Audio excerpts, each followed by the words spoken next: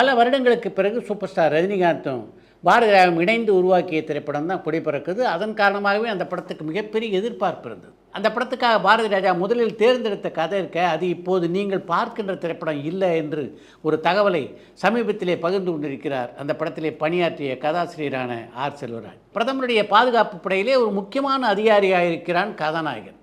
அவனுக்கு ஒரு அழகான காதலி. அந்த பெண்ணுடைய நோக்கமெல்லாம் எப்படியாவது பிரதமரை தீர்த்து கட்ட வேண்டும் என்பதுதான். இந்த விஷயம் கதாநாயகனுக்கு தெரியாது. அவன் தீவிரமாக அந்த பெண்ணை காதலிக்கிறான். ஒரு காலகட்டத்திலே அந்த பெண்ணை சுயரூபம் வெளியே தெரிய வர பிரதமருடைய பாதுகாப்பு படையிலே அந்த கதாநாயகன் அதிகாரியாக சேர்ந்ததே பிரதமரை தீர்த்து கட்டுவதற்காகத்தான் அப்படின்ற பழி அந்த கதாநாயகன் மீது விழுகிறது. அந்த பழியிலிருந்து தன்னையும் காப்பாற்றி கொண்டு பிரதமரையும் எப்படி காப்பாற்றுகிறான் அந்த கதாநாயகன் என்பதுதான் கொடி பறக்குது படத்துக்காக பாரதி ராஜா முதலிலே தேர்ந்தெடுத்திருந்த கதை. இந்த கதையை கேட்டு நல்லா இருக்குது, இதை படமாக்குங்க அப்படின்னு சொல்லிட்டு போயிட்டார் செல்வராஜ். அவர் அப்போ வேறொரு படப்பிடிப்புக்காக வெளியூர் சென்று விட்டார். அவர் 2 மாதம் கழித்து சென்னைக்கு திரும்பிய போது ஏறக்குறைய கொடி பறக்குது படத்தினுடைய படப்பிடிப்பு 80-90% முடிவடைந்திருந்தது. படத்தை போட்டு காமிச்சாங்க செல்வராஜுக்கு. படத்தை பார்த்தார் ஆர். செல்வராஜ். ரொம்ப பிரமாதமாக நடிச்சிருக்கார் ரஜினி. பாரதி ராஜனுடைய இயக்கம் பிரமாதம், கண்ணனுடைய ஒளிப்பதிவும் பிரமாதம். ஆனால் கதை அது எங்கே என்று கேட்டிருக்கிறார் ஆர். செல்வராஜ். ஏன்னா அவரை பொறுத்த வரைக்கும் பாரதி ராஜா முதல்ல அவர்கிட்ட சொன்னார்ல, அந்த கதையை தான் அவர் படமாக்கியிருப்பார் அப்படின்ற எண்ணத்தில் தான் அவர் இருந்திருக்கிறார். அது இல்லைன்னொடனே அவருக்கு மிகப்பெரிய ஏமாற்றமாகிவிட்டது.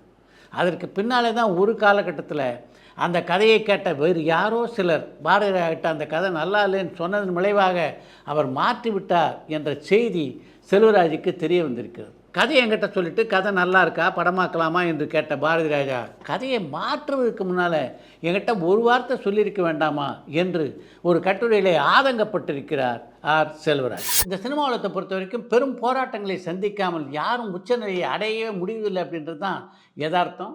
புரட்சித் தலைவர் எம்ஜிஆரை பொறுத்த வரைக்கும் அவர் இந்த சினிமா உலகத்தை எப்படி கட்டி ஆண்டார் என்பது உங்கள் எல்லாருக்கும் நல்லா தெரியும். ஆனால் அதற்கு பின்னால் எத்தனை போராட்டங்களை அவர் சந்திக்க வேண்டியிருந்தது என்பதிலே ஒரு துளியைத்தான் இன்றைக்கு சில உங்களோடு பகிர்ந்து கொள்ள இருக்கிறேன். எம்ஜிஆரை பொறுத்த வரைக்கும் அவருக்கு மிக அதிகமான வெற்றியை சம்பாதித்து கொடுத்த படங்கள்னா அது சரித்திர படங்கள் தான். ஆனால் ஒரு காலகட்டத்தில் தமிழ் சினிமா மெல்ல சமூக படத்துக்கு மாறிக்கொண்டிருந்தது. அதுபோன்ற சமூக படங்களில் சிவாஜி ஜெமினேசன் நடித்து அவருடைய படங்கள்லாம் மிகப்பெரிய வெற்றியை தொட ஆரம்பித்து விட்டது. சமூக படங்களில் நடித்து வெற்றி பெற்றால்தான் தொடர்ந்து இந்த சினிமா உலகிலே புகழோடு நிலைத்து நிற்க முடியும் என்று எம்ஜிஆருக்கு தெளிவாக தெரியவந்தது. அவருடைய நண்பர்களும் அதே கருத்தை அவரிடம் வலியுறுத்தினார்கள். அப்படிப்பட்ட ஒரு சூழ்நிலையில் தான் ஒரு சமூக படத்திலே நடிப்பது என்று முடிவு செய்தார் எம்ஜிஆர். அப்படி அவர் நடித்த திரைப்படமாக தாய் மகளுக்கு கட்டிய தாலி என்ற திரைப்படம் அமைந்தது. அந்த படத்துக்கு கதை எழுதியவர் அறிஞர் அண்ணா. அந்த படம் வெற்றி படமாக அமைந்ததா என்றால் இல்லை, மிகப்பெரிய தோல்வி படமாக அமைந்தது. சமூக படங்களில் நடித்து எம்ஜிஆரால் வெற்றி பெறவே முடியாது என்ற ஒரு விமர்சனம் கூட அந்த காலகட்டத்திலே பலரால் எழுப்பப்பட்டது. அப்படிப்பட்ட ஒரு சூழ்நிலையில் மனமுடிந்து போனார் எம்ஜிஆர் என்று தான் சொல்ல வேண்டும். ஒரு சமூக படத்திலே வெற்றியை கொடுக்க வேண்டிய ஒரு கட்டாயம் அவருக்கு இருந்தது.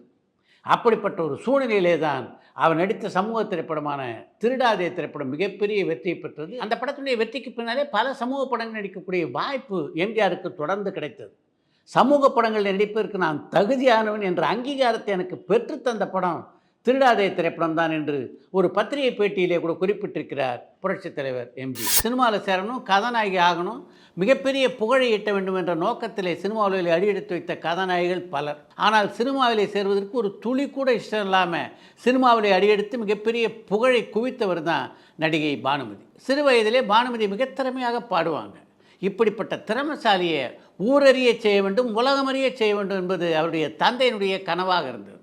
மிக எளிதிலே ஒரு பாடகியை எல்லாருக்கும் கொண்டு போய் சேர்க்கணுன்னா அதுக்கு சினிமா தான் சிறந்த ஊடகம் என்று முடிவெடுத்தவர். அதன் காரணமாக தான் சினிமாவிலே பானுமதியை அறிமுகப்படுத்த வேண்டும் என்று நினைத்தார். ஆனால் அப்போ சினிமாவில் சேரதில் பானுமதிக்கு கொஞ்சம் கூட இஷ்டம் இல்லையா. அதுக்கு என்ன காரணம் அப்படின்றத பானுமதியே ஒரு பேட்டியிலே பதிவு செய்திருக்கிறார். இப்போ இருக்கிற மாதிரிலாம் அந்த காலத்தில் இல்லை. சினிமா நடிக்கிறவங்கள பற்றி மிக மோசமான அபிப்பிராயம் இருந்தது. அவ்வளோ எளிதிலே நல்ல குடும்பத்து பெண்கள் யாரும் சினிமாவில் நடிக்க வரவே மாட்டாங்க. அதே மாதிரி சினிமாவில் நடிக்கிறவங்களுக்கு கல்யாணம் ஆகிறதுக்கு அதுவும் பெரிய பிரச்சனையாக அந்த காலத்தில் இருந்தது. அதனால தான் சினிமாவில் நடிக்கிறதுல கொஞ்சம் கூட விருப்பம் இல்லாமல் நான் இருந்தேன். ஆனால் எங்கள் அப்பா என்னை விடலை.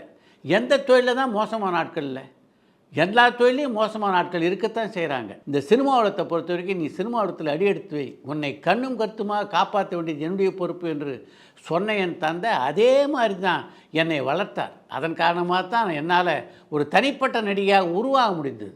அந்த காலத்தில் காதல் காட்சிகள்னால் எப்படி இருக்கும்? கதாநாயகனும் கதாநாயகியும் கையை ஒன்றா சேர்த்துக்கிட்டு நடப்பாங்க. ஒருத்தர் தோள் மேலே ஒருத்தர் சாஞ்சிக்குவாங்க. இதுக்கு மேலே அந்த காலத்தில் காதல் காட்சிகளே மிக அதிகமாக நெருக்கம் இருக்கவே இருக்காது. ஆனால் இந்த நெருக்கம் கூட திரைப்படங்களில் இருக்கக்கூடாது என்று கண்டிஷன் போட்டு என்னை படங்களில் நடிக்க வைத்தவர் தான் எங்கள் அப்பா. எந்த கதாநாயகனும் என்னை தொடர்றது கூட அவர் அனுமதித்ததே இல்லை. அப்படி பல விதிமுறைகளோடு சினிமாவில் நடிக்க வந்தும் என்னால் இந்த அளவுக்கு புகழப்பெற முடிந்தது என்றால் அதுக்கு காரணம் இறைவன் சித்தம் என்று தான் சொல்வேன் என்று ஒரு பேட்டியிலே பதிவு செய்திருக்காங்க பானுமதி அம்மா. திரைப்படங்களில் பாடல்களை பொறுத்த வரைக்கும் சில சமயம் பாடலை பதிவு பண்ணுவோம். அந்த படத்துக்கு அந்த பாடல் பொருத்தமாக இல்லாதது போல் தோன்றும். அதன் காரணமாகவே பல நல்ல நல்ல பாடல்கள் திரைப்படங்களில் இடம் பிடிக்காமல் போயிருக்கின்றன. உதாரணத்துக்கு சொன்னோன்னா அலையில் ஓயிலை திரைப்படத்தில் இடம்பெற்றிருந்த புத்தம்புது காலை என்ற பாட்டு, அந்த பாடல் காட்சியிலே தான் முதலாக ராதா அந்த படத்தில் நடித்தார். ஆனாலும் அந்த படத்தில் அந்த பாடல் காட்சி இடம்பெறவில்லை. அலையில் உள்ள படத்தை எடுத்து முடித்து போட்டு பார்த்தபோது அந்த பாடல் காட்சி இருந்தால் நிச்சயமாக படத்துடைய கதையோட்டத்துக்கு அது தடையாக இருக்கும் என்று தோன்றியதால் தான் பாரதி ராஜா அந்த பாடல் காட்சியை அந்த படத்திலேருந்தே எடுத்தார். என்னுடைய ஜல்லிக்கட்டு படத்திலும் அப்படி ஒரு சம்பவம் நடைபெற்றது. காதல் கிளியே என்று தொடங்குகின்ற ஒரு பாடல் காட்சி சத்யராஜ் ராதா இருவரும் பங்கேற்க குதிரமுக்கு மைசூர் போன்ற பல இடங்களிலே படமாக்கப்பட்டது. அந்த பாடல் காட்சி 75% படமாக்கி முடித்ததுக்கு பின்னாலே மணிவண்ணனுக்கு ஒரு சந்தேகம் வந்தது. சத்யராஜ் அது வரைக்கும் திரைப்படங்களில் அதிகமாக டூயட் பாடியதில்லை. இந்த படத்தில் இந்த டூயட்டை வச்சா ரசிகர்கள் பார்ப்பார்களா என்று கேள்வி எழுப்பினார் மணிவண்ணன். அந்த கேள்வியின் விளைவாக அந்த பாடல் காட்சியை படமாக்குவதை அப்படியே நிறுத்திவிட்டு அந்த படத்தை முடித்து படத்தையும் வெளியிட்டு விட்டோம். படம் மிகப்பெரிய வெற்றி. படம் மிகப்பெரிய வெற்றி பெற்றதுக்கு முன்னால் அந்த பாடல் காட்சியை சேர்த்தா என்ன அப்படின்ற எண்ணம் எங்களுக்கு தோன்றியது. அதன் காரணமாக மீண்டும் வாகினி ஸ்டுடியோவில் செட்டை போட்டு அதிலே சத்யராஜ் ராதா ஆகியோர் நடிக்க அந்த பாடல் காட்சியை மீண்டும் படமாக்கி திரைப்படத்தோடு இணைத்தோம். அந்த பாடல் காட்சிக்கு மிகப்பெரிய வரவேற்பு கிடைத்தது. ஏவிஎம் திரைப்பட நிறுவனத்துக்காக ரஜினிகாந்த் நடித்த மனிதன் திரைப்படத்துடைய ஆரம்ப காட்சியிலே மனிதன் மனிதன் என்று தொடங்கக்கூடிய ஒரு பாடல் இடம்பெற்றிருந்ததை நீங்கள் பார்த்துருப்பீங்க. முதல்ல அந்த பாடல் காட்சியை படமாக்குவதாக அந்த படக்குழுவிற்கு எண்ணமே இல்லை. வைரமுத்துவின் வரிகளில் சந்திரபோஸ் இசையமைத்திருந்த அந்த பாடல் ரொம்ப நல்லா அமைஞ்சிருந்ததுனால ரெக்கார்டில் மட்டும் அந்த பாடலை சேர்த்து விடுவோம் என்று எண்ணினார் ஏவிஎம் சரவணன். அவருடைய ஆலோசனையின் பேரிலே மனிதன் படத்துடைய ஒலிநாடாவில் மட்டும் அந்த பாடல் சேர்க்கப்பட்டது. இப்படிப்பட்ட சூழ்நிலையில் தான் ஒரு நாள் அந்த பாடலை கேட்கின்ற வாய்ப்பு ரஜினிகாந்துக்கு கிடைத்தது. இந்த பாட்டு ரொம்ப நல்லா இருக்க, எந்த படத்தில் இந்த பாட்டு என்று ஏவிஎம் சரவணனிடம் ஒரு நாள் ரஜினிகாந்த் கேட்டபோது நம்ம படத்து பாட்டு தான், மனிதன் படத்துக்காக தான் ரெக்கார்ட் பண்ணோம், கடைசியில் இந்த படத்தில் சேர்க்கலை என்றார் சரவணன். என்னங்க இந்த பாட்டை மிஸ் பண்ணிட்டீங்க, ரொம்ப சிறப்பாக இருக்க, எப்படியாவது இந்த பாட்டை நம்ம படத்தில் சேர்த்தே ஆக வேண்டும் என்று வேண்டுகோளை வைத்தார் ரஜினிகாந்த். அதன் காரணமாக தான் அந்த படத்தின் டைட்டிலில் அந்த பாடலை இணைத்தார்.